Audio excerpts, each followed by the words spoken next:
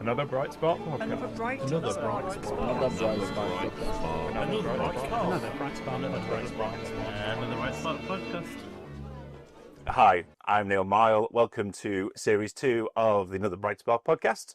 Our guest today is a very, very, very special guest, and not just because he pays my wages. It is CEO, founder of Ignys, Richard Fletcher. Hello, Neale. Hello. Right, we've deliberately not talked about Ignys in general, and this podcast is about that, and we'll get into why we started it in a little bit.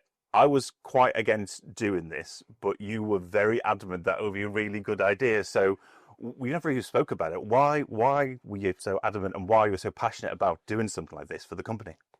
I'm a big podcast fan. Lots of my listening, lots of my learning, lots of stuff that I don't listen to the radio and others. Just try and get a benefit of using that extra time in the car or that extra time when I'm sitting down to learn something, to find something out. And we're in an area where we do part of a job for somebody. We create a widget, we create a gadget, we solve a particular problem. But I'm really conscious that that's part of a bigger picture. It's part of the raising finance, the selling, the understanding, the shipping. And so as part of the ecosystem that we live in, and part of our customer success and our success, is getting that idea all the way through the place, through to the end goal. And it's not a way of just going Ignys, because it's never about us. It's about the solution. It's about the product. It's about the thing we're doing. And so part of it is a give back to the community. It enables our customers. It helps us have better reach across the world as well. But it fits really nicely into a diverse set of different people that we can talk to that adds something and hopefully helps people along their journey. Was that bigger picture vision that you have? As I say, we're engineers, we work on solutions, but I said there's a lot more going on for a customer. Was that one of the reasons you want to go into business yourself? I think one of the reasons I went into business myself is I worked out that I'm generally unemployable. I've got I don't have a filter very much. I know you don't have a filter. So if I think something stupid, I will say something stupid. And that's not overly compatible with sort of long-term sort of careers. Yeah. I'm exactly the same. So I used to work for an agency. I won't say which one, but you can probably scan down my LinkedIn profile and see it. I didn't last very long, mostly because I do have a filter. I'm a bit more tactful than you are at times. I know you don't mind me saying that. But if a client was doing something stupid, I would strongly advise that it wasn't probably the best solution for the best use of the budget. I find that really difficult. Yeah. I think there's a way of saying that, and there's a way of guiding that. But I think when you're internal developing something for somebody that you're being employed directly by, there's less rules about what you can and can't say. And if you know, why are we doing this? And I think I'll probably over-challenge a little bit and care too much about the thing that we were doing. Yeah. So when I decided to set Ignys up, then I could sort of write the rules about how we do things and what we do. And no accident that we wear polo shirts rather than shirts, because I just hate wearing shirts. We were talking about this before. Yeah, sure. Easier solutions. Absolutely. Yeah. So what was the process of setting the business up then? So the process of setting the business up for me looked like leaving my previous place, finding a name for the company, getting a bank account set up and disappearing to Australia on holiday for about 6 weeks. Not for tax reason. And then coming back and going, okay, let's get started. So I started out effectively as a one-man band contractor, but I soon realised that there's so much demand for people needing good stuff doing in a nice, coordinated way that soon my capacity was filled and I had to start employing people and growing. And we sort of carried on to where we are. I didn't do a huge amount of research about what I needed to do to set the business up. I'd always had a keen interest in business, with an A-level in business, which doesn't arm you for doing business whatsoever. But I'd been listening to entrepreneurial type things. I'd had a little bit of dabbling in property businesses. And I thought, how hard can it be? And I'm really grateful that I didn't know everything I needed to know in order to start, because I would have never started. Do you think it would have put you off? Absolutely. Yeah, too much to deal with. But you do it step by step, bite-sized chunks. Well, you just get yourself into trouble, then out of trouble. And that seems to be the process up until the point you're up and running and established. We were saying to Mark before, it's like say yes to things, to take the opportunities to it. One of the things that I really like that you set up in the business is that we own our own mistakes. So if someone makes an honest mistake, they own up to it. Why is that important, especially for engineering? I think it would be silly to assume that we don't make mistakes. And if we spend our time and energy covering up mistakes, we've culturally got it wrong. I think that comes from a place of fear, a place of having to protect yourself, and you don't do your best work in that environment. You don't enjoy working in that environment. You're forever worried about the thing that you've done, rather than raising your hand and go, "There's a thing. I've made an error. Something's not right." Because then you can get the support to fix it, address it, and move forward, rather than living in fear and wondering every day if someone's going to find out and catch you out. Another thing that I quite like is that family is really important. If someone needs to be somewhere, it's quite clear you need to be there. And where was that born out? I think it became really clear to me. First setting up the business, I was working for a company over in Norfolk. And so I was holed up in a golf hotel for 3 or 4 nights a week. And I missed my son's harvest festival at school. And I missed his starting up of beavers when he took his vow. Why am I missing these things? And why are we insisting that other people miss things that are really important? Did it really matter that I was in Norfolk at that point? Or should I have been at home? Should I have been around family? And sort of carried forward. Yeah, you can't rewind those moments. I mean, work is a big part of your life. But at the same time, so is family and the rest of the thing. And you're probably not doing your best work if you're worrying about the fact that you're not there and you're going to do a half-hearted. Soul's not going to be in it. Yeah. So, obviously we're here. What challenges are our customers currently facing? What's going on in the big wide world? So, I think what's about to happen that I'm not sure many people have really addressed yet is we're going to be back into a component obsolescence set of issues. I think after COVID, there was a supply chain problem. Everybody panicked, rightly, wrongly, maybe over-purchased things, but we're seeing now customers are starting to eat through the stocks of the things they had. Then, because you've not been buying them, you're not aware of what the lead times of components are. And so I think towards the end of this year and into the start of next year, as that starts to unwind, I think we're going to be back into supply chain issues. We've had warnings from various distributors to say, look, there are problems here.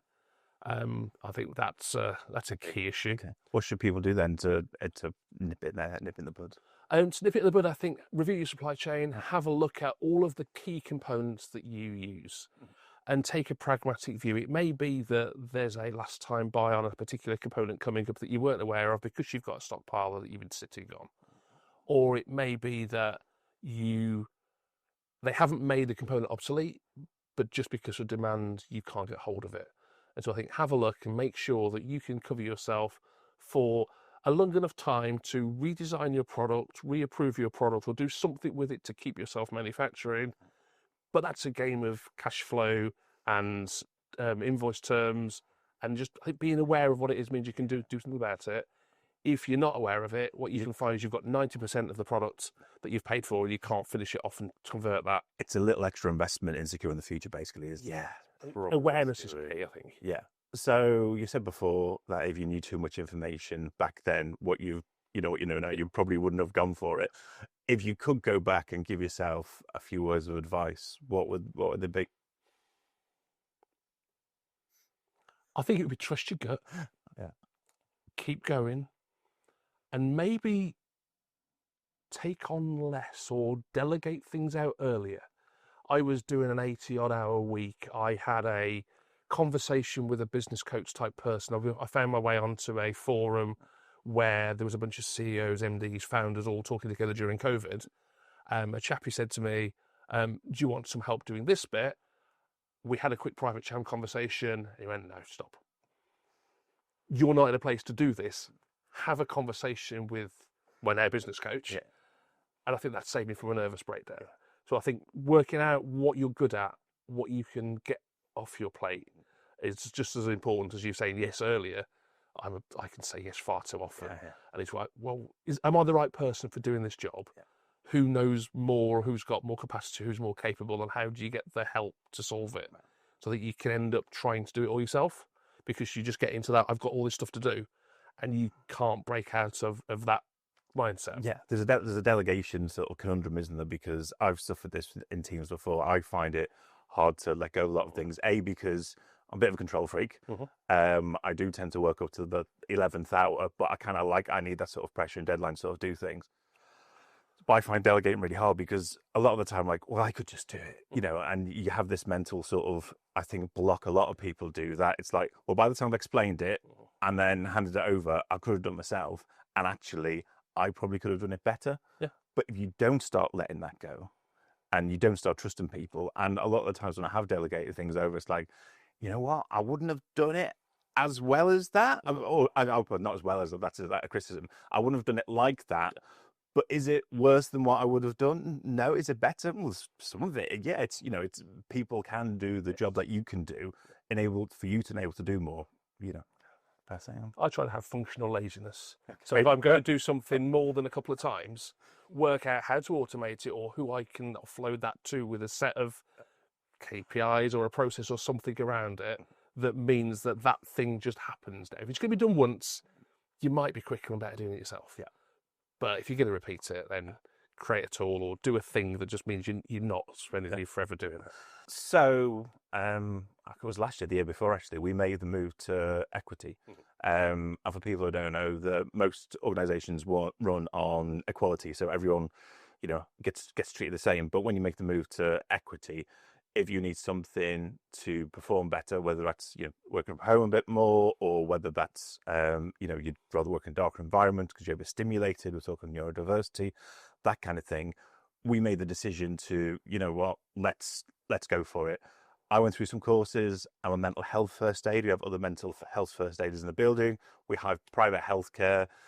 Why is that important that we're looked after and accommodated as a business? Well, there's two main reasons. One is there are reasons close to my personal life that made me super aware of neurodivergence and the challenges that you can unwittingly have that just make everyday life harder, and the accommodations that might then help. But also, if we're employing clever people that are well paid and we expect them to do a good job, why wouldn't we set it up so that they can thrive rather than force them to be in an environment that makes it hard work? It just doesn't make business sense to go, you will sit here with a shirt on under bright lights and noise. I don't get it. Yeah. I think people are more free to be themselves. We were doing that kind of thing unofficially anyway, and we just played the official. And I think it was the sort of place where that environment exists because we know the team are neurospicy. You know, we know they're all from different backgrounds, but everyone is open to talk about it. You know, I've seen people come into the business sort of a little bit nervous, maybe a little bit shy and insecure for various reasons, and just sort of completely open up. And it's been really nice to see. So it's, yeah. But it helps people thrive, doesn't it? You've been a big advocate of us trying to incorporate AI into getting rid of Monday tasks that can free you up. Obviously, we don't use it for code and rely on it, but sort of it's been a great time saver in lots of different ways across this business. You're a huge advocate. I mean, we talk about AI quite a lot on this podcast because obviously it's a big, you know, a big thing in our industry and around the world. Where do you see it going? I think AI is taking away, as you say, the mundane tasks. I've got a spreadsheet that I need to reorganize or split columns or do some research. It's becoming the search engine of choice for a lot of people. You know, it's replacing sort of, I won't Google it. ChatGPT told me that I need to do these things. We've had people contact us and say, we found you, and, you know. Which is a surprise, really, because we've not tried to do that. It just happens. Yeah, we're just that good. Yeah. So will it be doing the solving of critical problems, identifying problems? I doubt it. But I think where it's at the moment, it's certainly a really helpful co-pilot in certain situations, and it's really dangerous and stupid in others. as an A experiment. literal co-pilot. You probably don't want it in the plane. No, probably not. I got it to try to write some code for a prototype development that I was doing on the side for a thing that we have an idea for. Yeah. And it talked a really good game. It talked through this is what we're doing and this is how it's going to be. And then when you dig into the code, you find out it's done none of that whatsoever, and it's just put a comment in to go, your code goes here. So I think there's a bunch of people expected to take over the world. I think it'll just help us become more efficient. There's another elephant in the room that it burns a hell of a lot of power. And so where the trade-off sits between using it productively to be more efficient and how much energy we're consuming and destroying the planet, Environment. Yeah. I think it's a real delicate balance that we haven't yet solved. I was chatting to someone the other day, and there's two schools of thought around AI of whether you should say please and thank you. One of which thinks that please and thank you is so when the robots come, they won't come and kill you. But the other was, you've said please and thank you, that's extra processing power that I've had to process, so I need to eliminate you. Yeah. And so I'm not sure which of them more dangerous. Well, it is more power, isn't it? Because it's the process the extra words. So you should be rude, really. So let's be rude to AI. So good, yeah. That's the key takeaway. Excellent. Well, I'm going to leave it there. Awesome. Thank you very much for doing this. Thank you.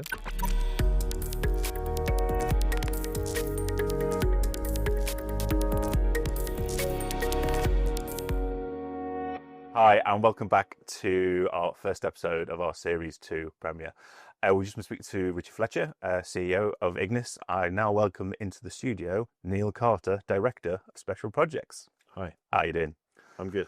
I was just saying to Richard, I was really against doing this. My function in the business is marketing, so lead gen, the biggest KPI, key performance indicator that I have is how many inquiries that we get. You don't bring inquiries in, obviously it's my responsibility. I was adamant that this podcast wouldn't do that, certainly unless it became very big. And I knew I would end up hosting it. So I was against it for a few reasons. Richard was very keen to do it, and so were you. What was your enthusiasm behind it? So I guess the industry is not known for doing things that are different. And I felt that doing the podcast would be a differentiator. It would stand us apart from somebody else.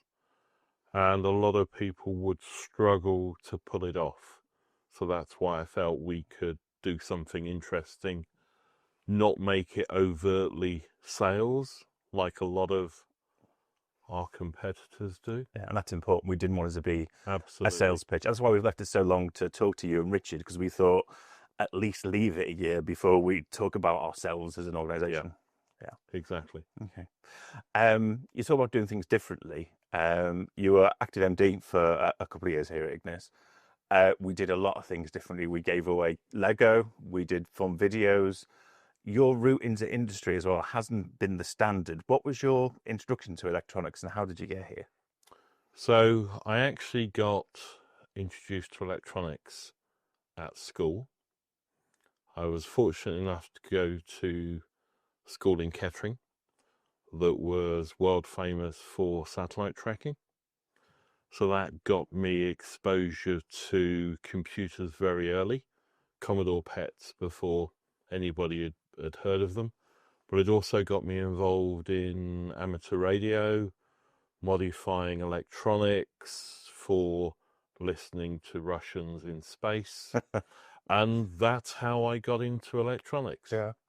Sounds like a very exciting time when you're that age and you're interested in that. Was it more readily available than it is now? Or I know you've talked about like kits and things that you had growing up. So certainly computers weren't available.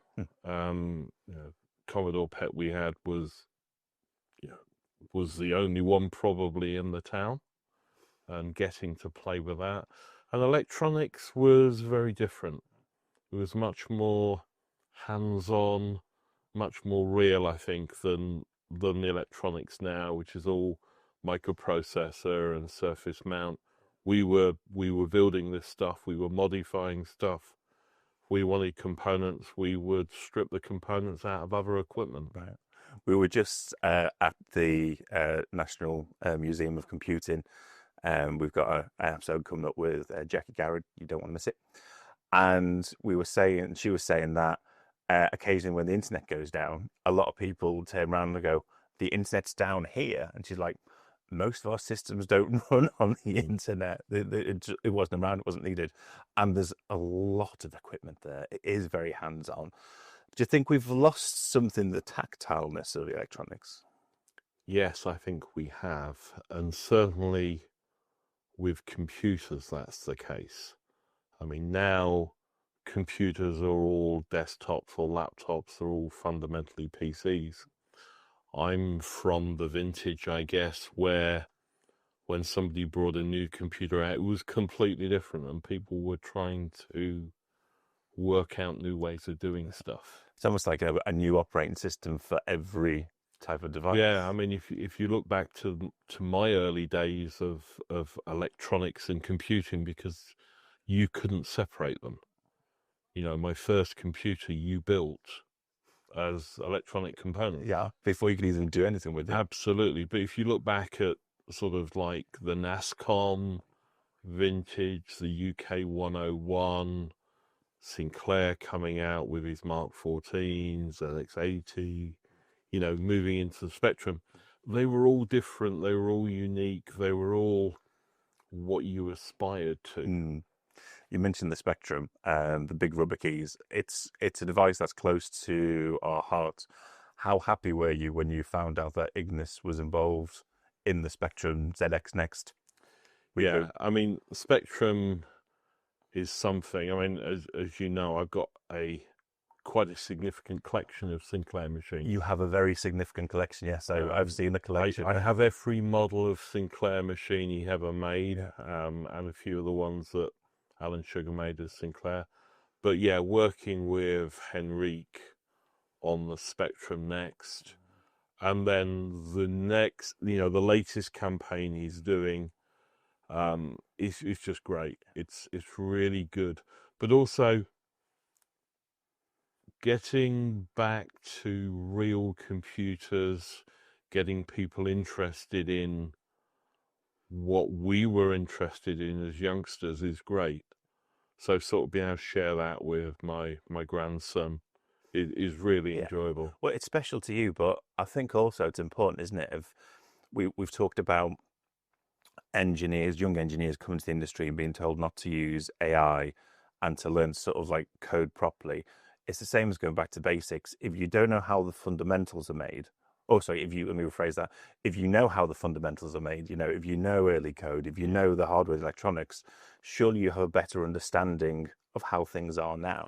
Yeah, I think so. I mean, I've worked a lot in software with a lot of software developers, and it sort of amazes me that I can translate between binary, hex, and decimal in my head. You know, when I first programmed, we did it on a piece of paper with a Zax book, and we would hand code opcodes. And, you know, I still remember some of those codes. They're somehow embedded in in the deep my brain. Yeah.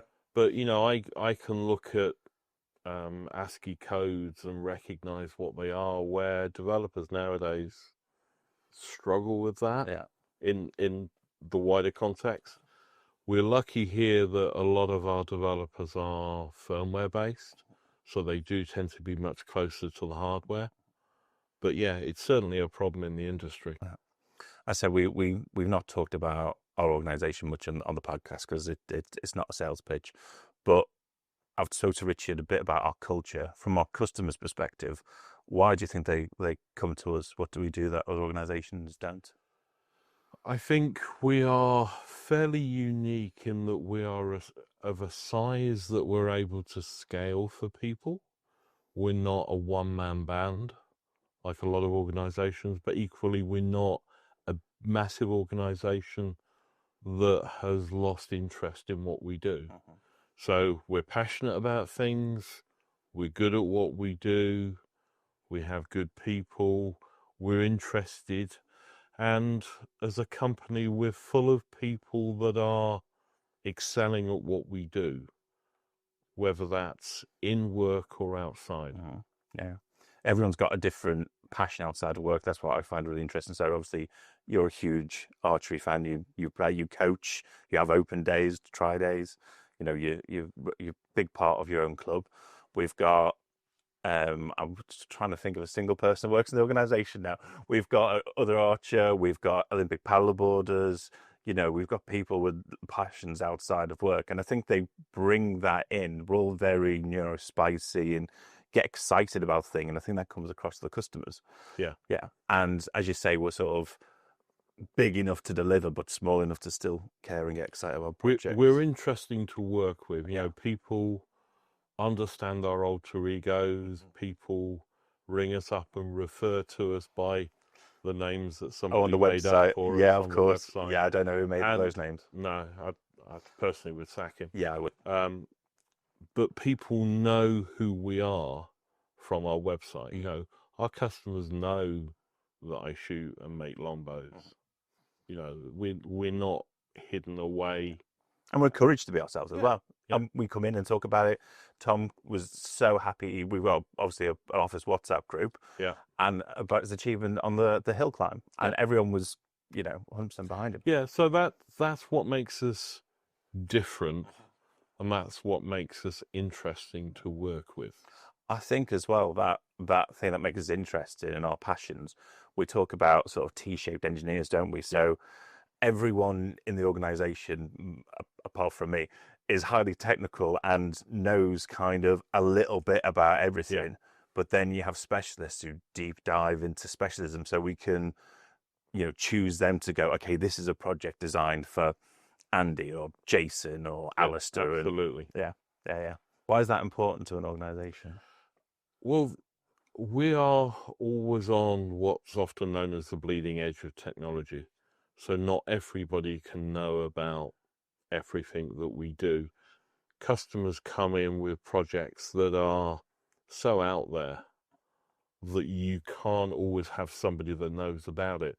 But as long as we've got that general skill, invariably we can find somebody that can apply another deep knowledge into that project.